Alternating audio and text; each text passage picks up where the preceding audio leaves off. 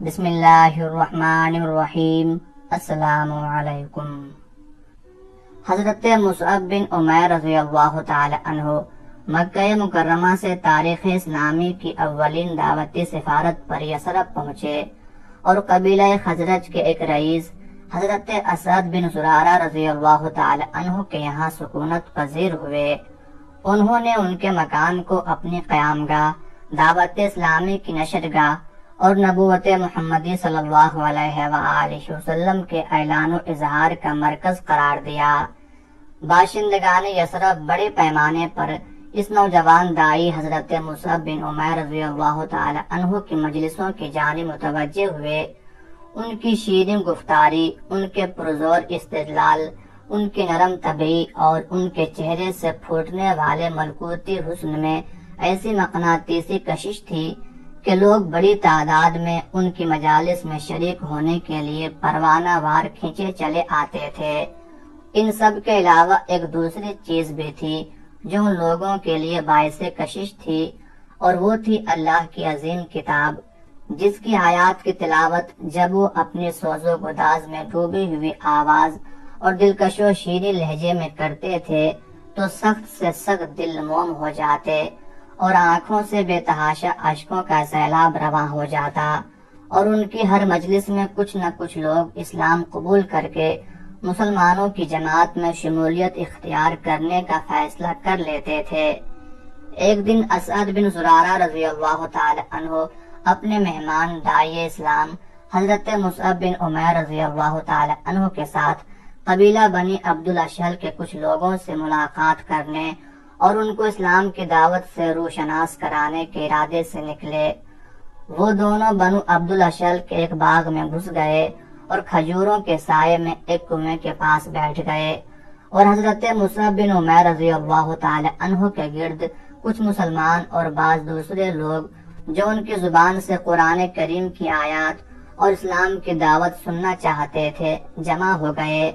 وہ انہیں اسلام کی دعوت سمجھا رہے تھے اور اس کے اجر و ثواب کی خوشخبری سنا رہے تھے، اور لوگ ان کی گفتگو کے حسن سے مسحور خاموش ہمہ تنگوش بیٹھے تھے۔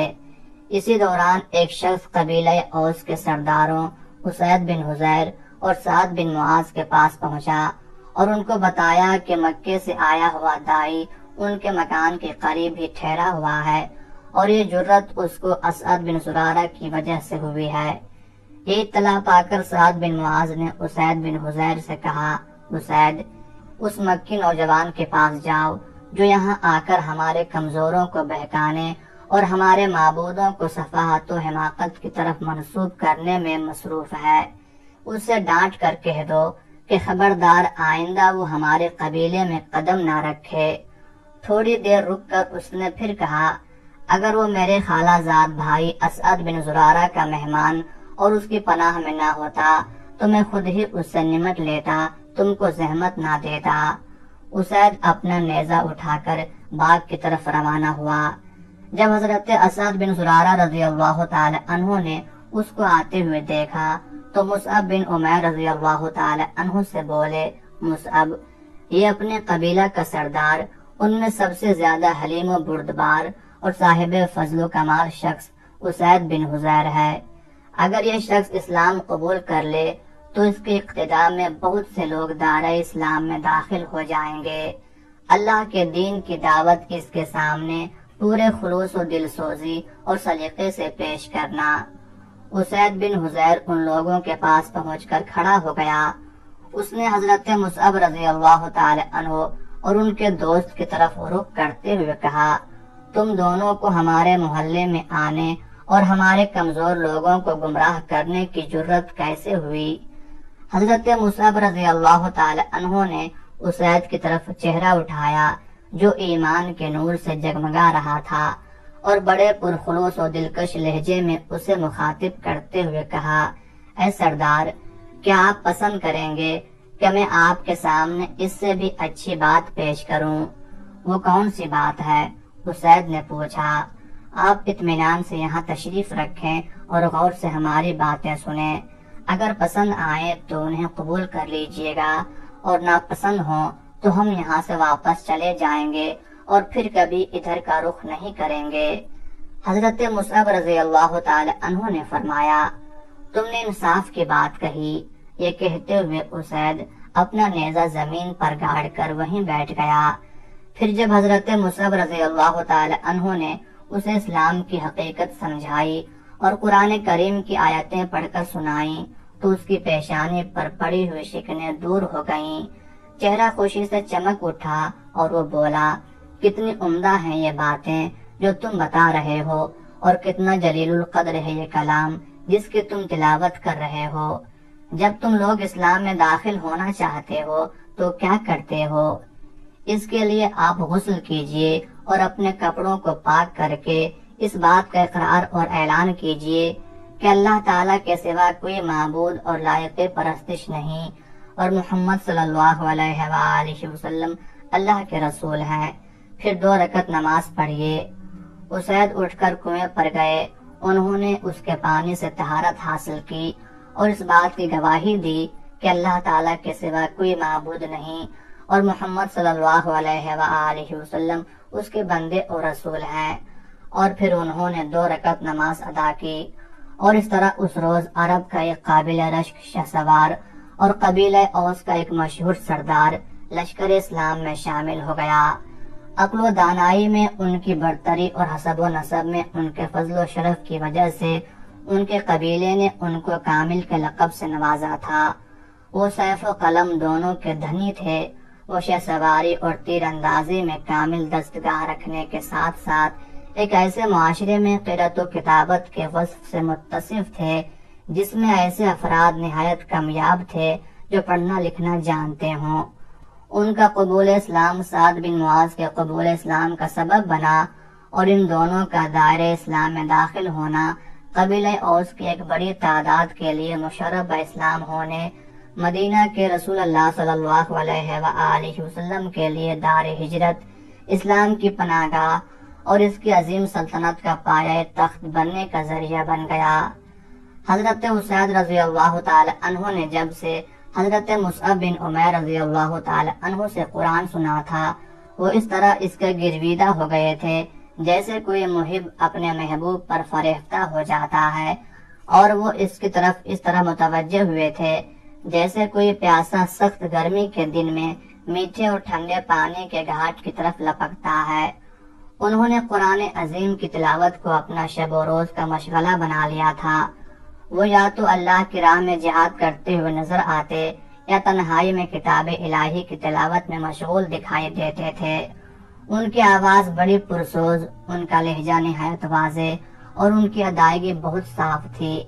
عام طور سے قرآن مجید کی تلاوت ان کو اس وقت بہت بھلی معلوم ہوتی تھی جب رات پرسکون ہوتی، ماحول پر مکمل اور گہرا سناٹا طاری ہوتا، لوگ سو چکے ہوتے اور دلوں میں تکدر نہ ہوتا۔ ان کی تلاوت قرآن کی شیرینی و حلاوت سے آسمان والے بھی اسی طرح محظوظ ہوتے تھے جس طرح زمین والے اس سے لذت اندوز ہوتے تھے۔ آپ ہو بہو اسی طرح قرآن مجید پڑھتے جیسا کہ حضور صلی اللہ علیہ وآلہ وسلم پر نازل ہوا تھا۔ ایک رات کا واقعہ ہے کہ حضرت اسید رضی اللہ تعالی عنہ اپنے گھر کے صحن میں لیٹے ہوئے تھے۔ آپ کا بیٹا یحییٰ صحن کی ایک جانب سویا ہوا تھا اور پاس ہی وہ گھوڑا بندھا ہوا تھا جسے آپ نے جہاد کے لیے تیار کیا تھا۔ رات پرسکون تھی، آسمان صاف و شفاف اور خوبصورت تھا۔ چشمے فلک پیار بھرے انداز میں پرسکون زمین کو دیکھ رہی تھی۔ حضرت اسید رضی اللہ تعالی عنہ کے دل میں آیا کہ پرنم فضا کو قرآن مہک سے معطر کیا جائے۔ چنانچہ انہوں نے اپنی سوز و گداز میں ڈوبی ہوئی دلکش آواز میں سورہ بقرہ کی تلاوت شروع کر دی۔ اچانک انہوں نے محسوس کیا کہ ان کا گھوڑا اس طرح اچھل کود رہا ہے جیسے وہ اپنی رسی توڑ لے گا۔ وہ خاموش ہو گئے۔ ان کے خاموش ہوتے ہی گھوڑا پرسکون ہو گیا۔ پھر جب انہوں نے دوبارہ پڑھنا شروع کیا تو گھوڑا پہلے سے زیادہ اچھل کود کرنے لگا۔ وہ پھر خاموش ہو گئے، گھوڑا پھر پرسکون ہو گیا۔ حضرت اسید رضی اللہ تعالی عنہ نے وقفے وقفے سے تلاوت کا عمل کئی بار دہرایا۔ وہ جب بھی تلاوت شروع کرتے گھوڑا بھڑکنے اور بدکنے لگتا اور جب وہ رک جاتے تو گھوڑا بھی پرسکون ہو جاتا۔ انہیں اپنے بیٹے یحییٰ کے متعلق یہ خطرہ محسوس ہوا کہ کہیں گھوڑا اسے کچل نہ دے، اس لیے وہ اس کو جگانے کے لیے اس کے پاس گئے۔ یکایک ان کی نگاہیں آسمان کی طرف اٹھیں تو کیا دیکھتے ہیں کہ آسمان پر بادلوں کی چھتری سی تنی ہوئی ہے۔ وہ ایسا خوبصورت اور دلکش منظر تھا جو اس سے پہلے کبھی ان کی نظر سے نہیں گزرا تھا۔ انہوں نے دیکھا کہ ان بادلوں کے ساتھ چراغوں کی طرح کی کچھ روشنیاں معلق ہیں، یہاں تک کہ ان کی نگاہوں سے اوجھل ہو گئیں۔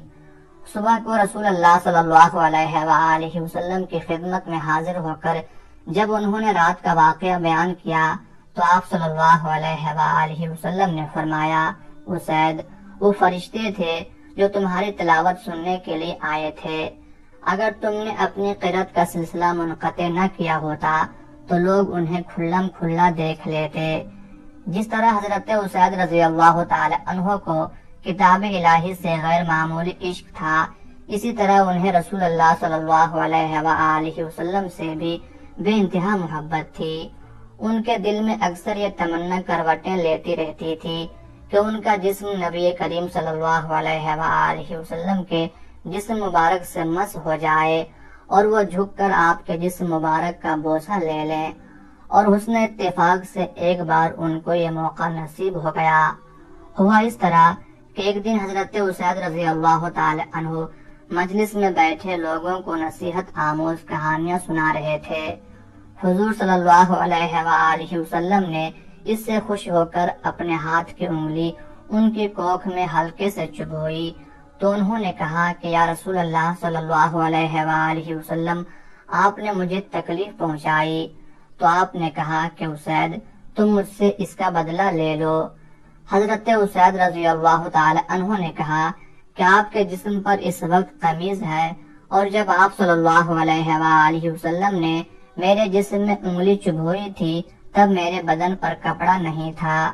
یہ سن کر آپ صلی اللہ علیہ وآلہ وسلم نے جسم سے کپڑا اٹھا دیا تو حضرت اسید رضی اللہ تعالی عنہ جسم مبارک سے چمٹ گئے اور آپ کے جسم اقدس کو چومنے لگے، اور ساتھ ہی انہوں نے اپنی اس تمنا کا اظہار کرتے ہوئے عرض کی، یا رسول اللہ صلی اللہ علیہ وآلہ وسلم، میرے ماں باپ آپ پر قربان ہوں، جب سے میں آپ پر ایمان لایا ہوں اسی دن سے میری یہ دلی تمنا تھی کہ آپ کے جسم اطہر و اقدس کو چوموں۔ اللہ کا شکر ہے کہ آج میری یہ تمنا پوری ہوئی۔